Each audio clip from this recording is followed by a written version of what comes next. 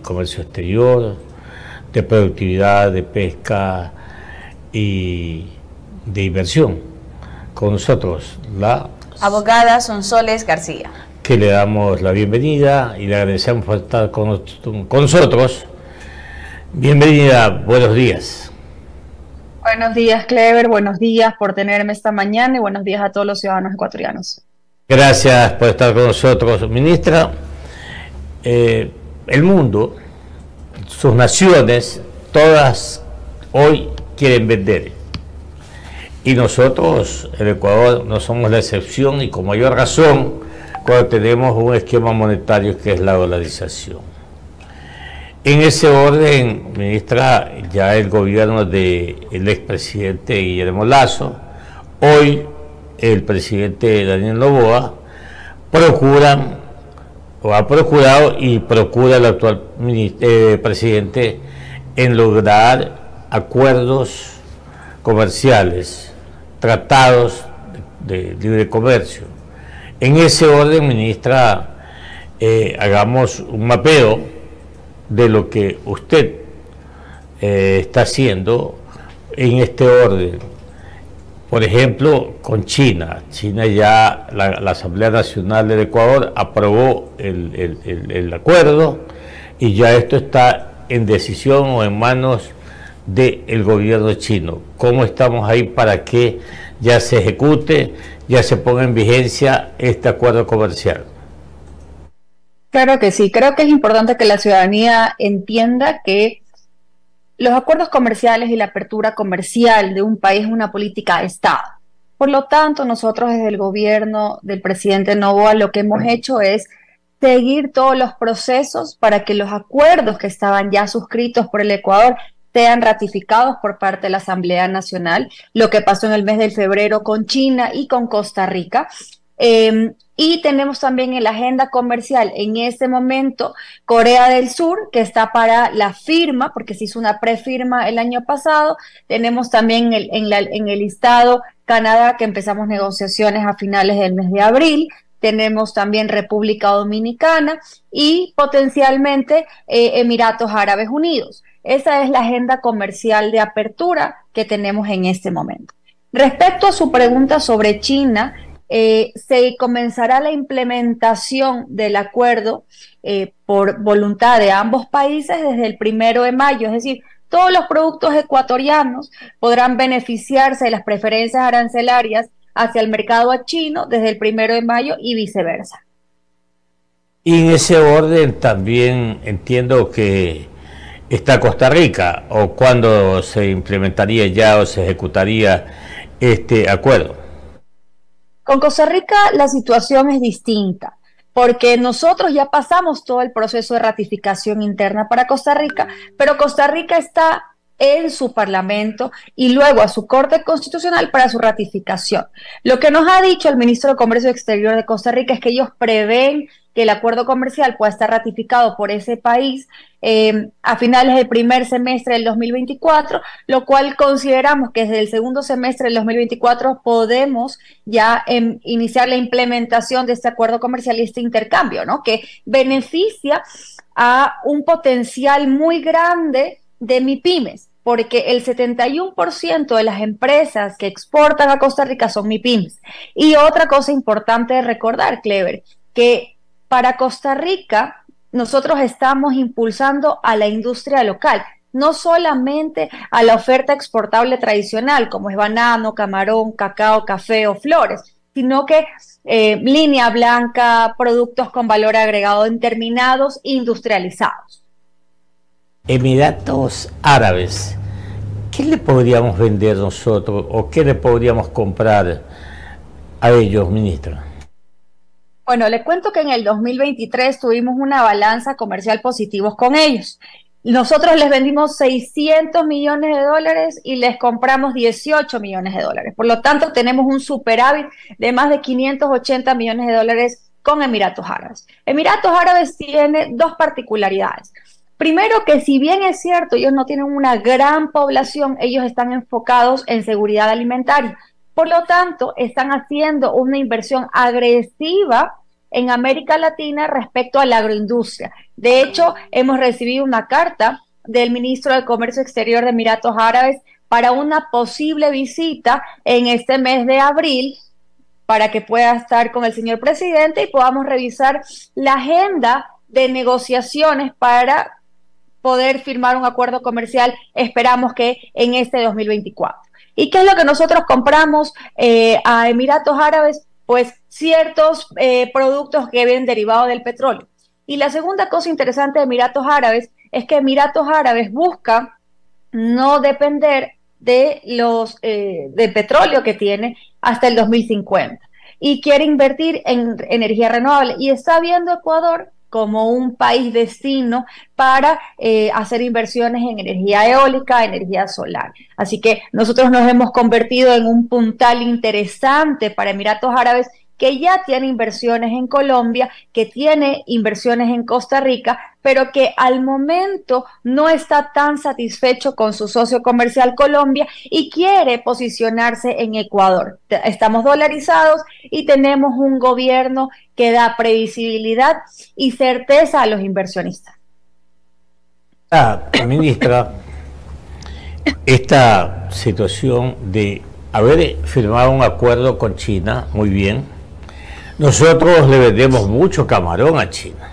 Está comprobado ese concepto importantísimo y ojalá ya después de 10 años ya no va a pagar ningún derecho arancelario el camarón por ingresar al mercado chino.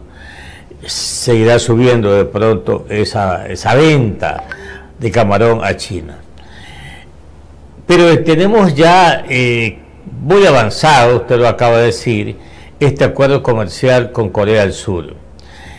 No va a haber una contraposición porque Corea del Sur produce mucha tecnología, electrodomésticos, como también China, vehículos, etcétera. Ahí, ¿cuál ha sido el estudio, cuál ha sido la observación que el Ministerio ha hecho al respecto?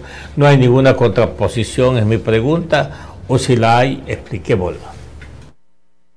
Yo creo que sobre ese tema, Clever, hay que ser muy enfático. Ecuador en sí no es un mercado interesante para los países asiáticos, como China, como Corea. ¿Por qué? Porque somos un mercado de 18 millones de personas, mientras que ellos son mercados de 50, 60 millones, 1.4 billones de personas. Lo que Ecuador es interesante es porque Ecuador es un país productor de productos con gran calidad, que no solamente le permite a los países como China o Corea tener una oferta de productos para sus ciudadanos mejor, sino que sí ve que Ecuador cumple con requisitos de calidad, con requisitos de inocuidad y con los mejores estándares de la región en prácticas manufactureras, agroindustriales y demás. Por lo tanto, Ecuador se vuelve interesante para ellos como un proveedor, porque para un país de 18 millones de habitantes, poder llegar a destinos de 1.400 millones de habitantes, de más de 50 millones de habitantes, sí es interesante para nosotros, porque nosotros sí tenemos la capacidad productiva de poder abastecer. Como usted bien lo señaló, Clever, Ecuador es responsable de abastecer el 60% del mercado chino solo en camarón. Entonces, claramente nosotros, desde el sector acuícola, agrícola, agroindustrial, hemos hecho un gran trabajo, se lo sigue haciendo, se ha invertido en genética, se invierte en mejores prácticas, en mejores estándares para mejorar la calidad de los productos, y que si bien es cierto, los productos ecuatorianos pueden ser un poco más costosos que los de los países de Colombia o Perú, pero nosotros tenemos una calidad inigualable. Y eso hace la distinción y el apetito de países grandes asiáticos de querer tener un socio comercial como Ecuador.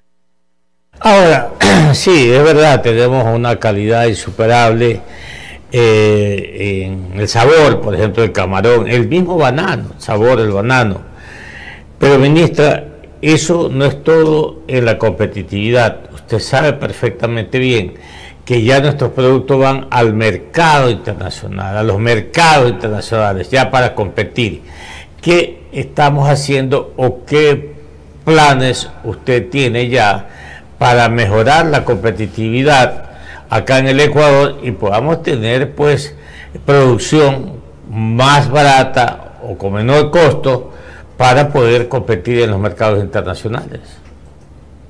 Y bueno, más allá de la calidad, que es lo que distingue al producto ecuatoriano de productos de otros países, es importante centrarnos en la competitividad. Porque si bien es cierto, pues nosotros llegamos a mercados internacionales donde llegan productos y hay que distinguir que hay dos tipos de mercados. Tenemos el mercado que busca pelea de precios y tenemos mercados que buscan calidad. El mercado europeo usualmente es un mercado de calidad, mientras que un mercado norteamericano es un mercado de precios. Dicho eso, desde el Ministerio de la Producción, liderado por el presidente Noboa, lo que estamos haciendo es crear un modelo de gestión donde nosotros podemos apalancar a las MIPYMES dentro de procesos como capacitaciones para que conozcan calidad, cómo vender afuera, cuál es el etiquetado que tienen que seguir, cuáles son las normas sanitarias, fitosanitarias para que sus productos lleguen afuera. Posteriormente a eso, ellos entran a un proceso de los clústeres. Nosotros tenemos 12 clústeres priorizados, donde el ministerio ha entregado más de $700.000 para que estos clústeres se puedan consolidar. Y una vez que entran a los clústeres, estamos ahorita haciendo programas con la banca pública para que puedan apalancarse dentro de estos programas de la banca pública. Y le pongo un ejemplo. Estamos trabajando junto con el BID en un programa de educación financiera para MIPYMES, para emprendedores, para gente que no logró terminar el colegio, no logró terminar la universidad y que tiene un emprendimiento y que quiere sacar ese emprendimiento adelante y quiere exportar o quiere vender en mercados locales. Estamos haciendo un curso de educación financiera porque, Clever, 3 de cada 100 ecuatorianos tienen educación financiera. Y nosotros como Estado tenemos que dejar el legado de que todos los ciudadanos ecuatorianos puedan ser responsables de sus finanzas privadas o de sus finanzas de sus emprendimientos. Y eso hace que haya una mejor cultura también tributaria. Y una vez que tengamos mejor cultura tributaria, el ciudadano ecuatoriano va a poder ser ordenado, pagar sus créditos a la banca pública o a la banca privada y de esa manera seguir creciendo, seguir haciendo inversiones y seguir generando desarrollo para su emprendimiento. Posteriormente entra a la línea de Proecuador y Proecuador lo que hace es ayudarlo a poder llegar a esos mercados internacionales, como a través de las oficinas comerciales, acompañándolos a las ferias, dándoles capacitaciones para exportar, diciéndoles todo lo que tienen que saber y seguir para poder llegar a los mercados internacionales. Ese es el modelo de gestión que estamos trabajando en el ministerio, que queremos que se quede como una política pública para que los siguientes ministros de producción, los siguientes gobiernos, pues sigan incentivando a los emprendedores, a las MIPYMES y a las empresas ecuatorianas a que entren dentro de este modelo de gestión y con eso puedan llegar a los mercados internacionales. Entonces, sí tenemos varios programas dentro del Ministerio de la Producción que lo estamos trabajando, como las mesas productivas, junto con el BID, para identificar dentro de cada uno de los sectores productivos cuáles son los puntos a mejorar para poder ayudarlos en reducción de trámites, mejora de costos y mejor acceso a financiamiento desde el Ministerio de la Producción al sector privado. 7 de la mañana, 44 minutos en Ecuador continental. Estamos dialogando aquí en Caché Noticias y Opinión con la abogada Sonsoles García. Ella es la ministra de Producción, Comercio Exterior, Inversión y Pesca del Ecuador. Ministra, usted que es experta en comercio exterior, recordará que, dadas las decisiones erradas, por cierto, no logramos un acuerdo comercial con la Unión Europea en su momento, pero luego se rectificó y finalmente logramos ese acuerdo con el bloque económico europeo que nos ha dado hasta ahora buenos resultados. Pero para darse eso se unieron todas las fuerzas, yo diría, es decir, por el lado privado, los gremios de la producción, con el gobierno encabezado por el ministro de Comercio Exterior de aquel entonces, pues, el abogado Cassinelli. Se logró, porque cuando nos unimos todos, las cosas se dan y se van a dar, cuando todos somos positivos. En ese orden, para tener resultados positivos, ministra, porque el sector bananero emplea más de 300.000 personas, porque el sector pesca y camarón, más de 360.000 personas, empleo, hablando de empleo. Hablemos de ingresos. El banano, después del petróleo, siempre fue un concepto de ingresos importantísimo. Ahora el camarón, ni se diga, con la pesca, que rompieron récord el año 2023, que llegó a 9.000 millones de dólares de ventas al exterior, con un empleo repito, de casi 360.000 personas. En ese orden, ministra, ¿usted se ha reunido con estos sectores, con las cámaras de estos sectores, por ejemplo, la Cámara de Pesquería, la Cámara o la Asociación de Camarones, o la Federación de Bananeros, exportadores, etcétera, de banano? ¿Usted ya ha tenido reuniones, ministra? Sí, claro, desde antes de la posesión yo ya tenía reuniones con los gremios productivos para entender sus necesidades y poder atacarlas desde el día 1 desde el ministerio. Entender qué nosotros podíamos hacer en políticas públicas en pro de los sectores productivos exportadores. Yo he tenido reuniones con el sector acuícola, con el sector pesquero y con todos los sectores productivos, agroexportadores y no exportadores, sector industrial. He estado en directorios de estos gremios también.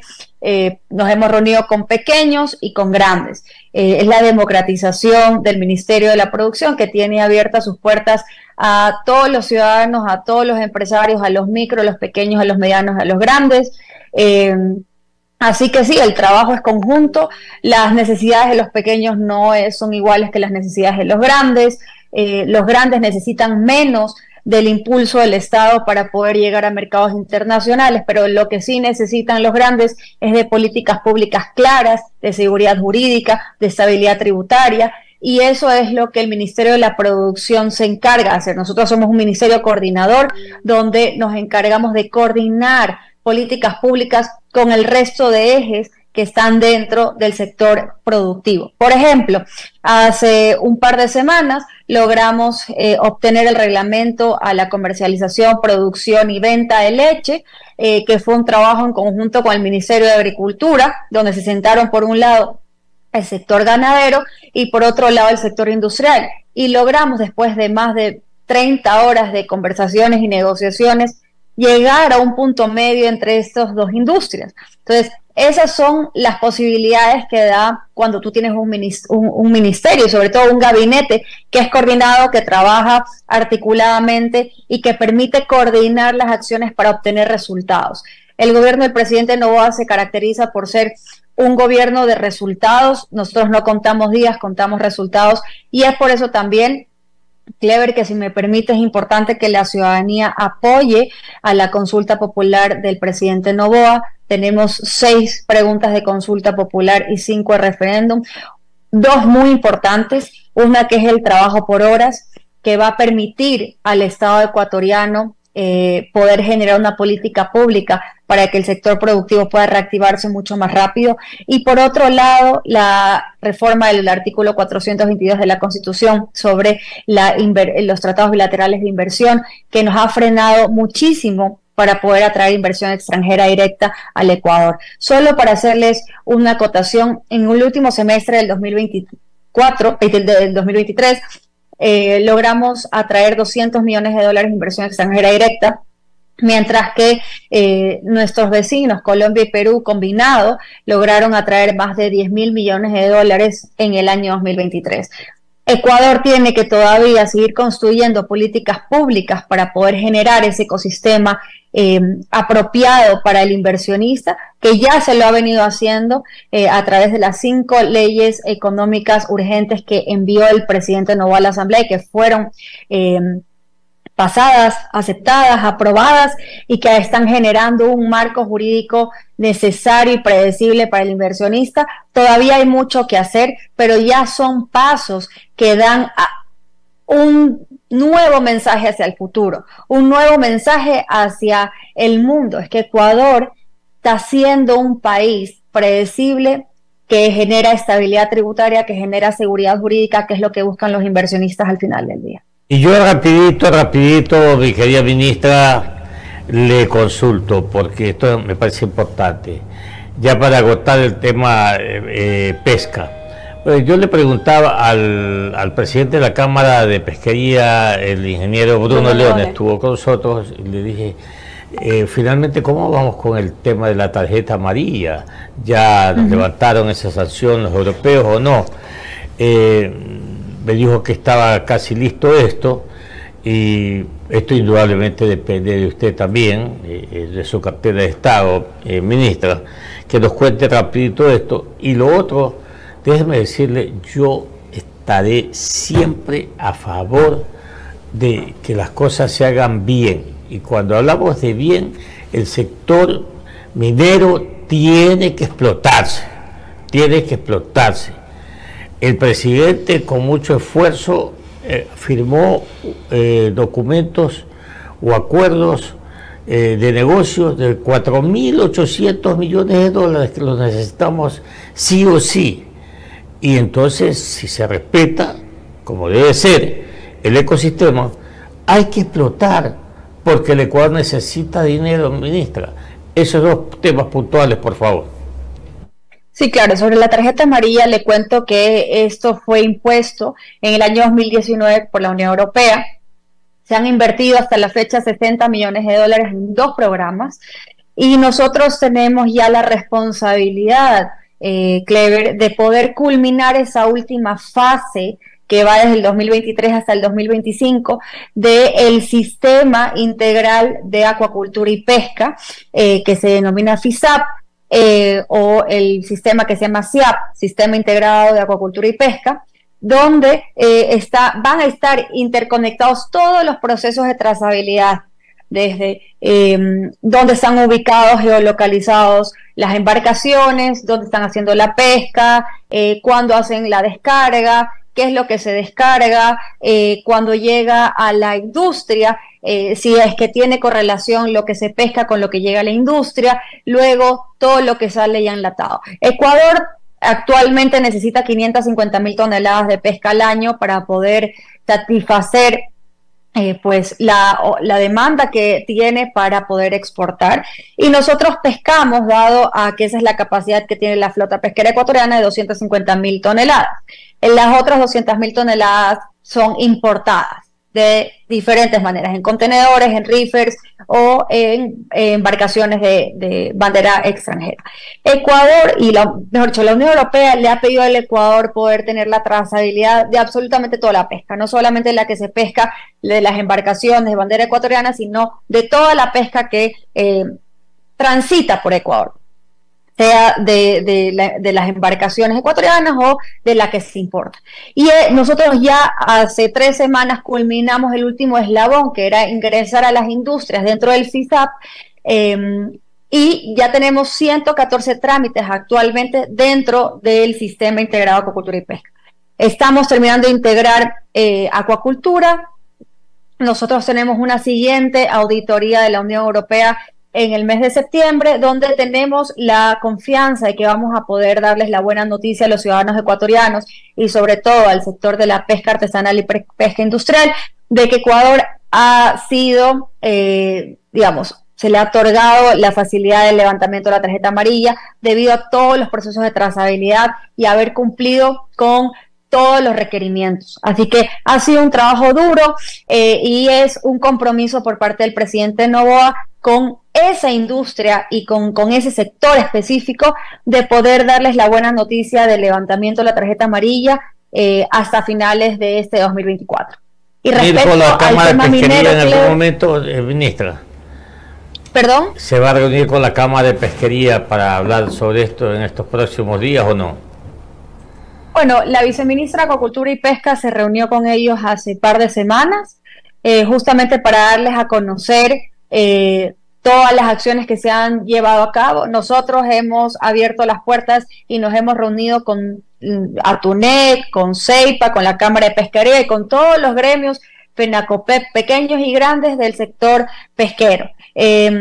Así que es importante que nosotros podamos decir que, si bien es cierto, yo no puedo estar a veces en todas las reuniones, pues van los delegados de cada uno de los viceministerios, y sí, siempre estamos prestos y dispuestos para reunirnos con todos los gremios. Yo ya me he reunido con el señor León y me he reunido también con el señor Trujillo, que es el director ejecutivo de la Cámara de Pesquería, y lo seguiremos haciendo porque al final del día nuestra obligación como Ministerio de la Producción es poder comunicar y transparentar todo lo que está pasando en cada uno de los viceministerios.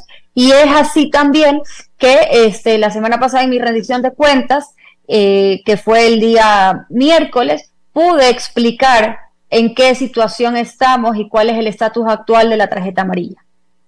Muy bien. Ministra, mi compañera tiene una inquietud.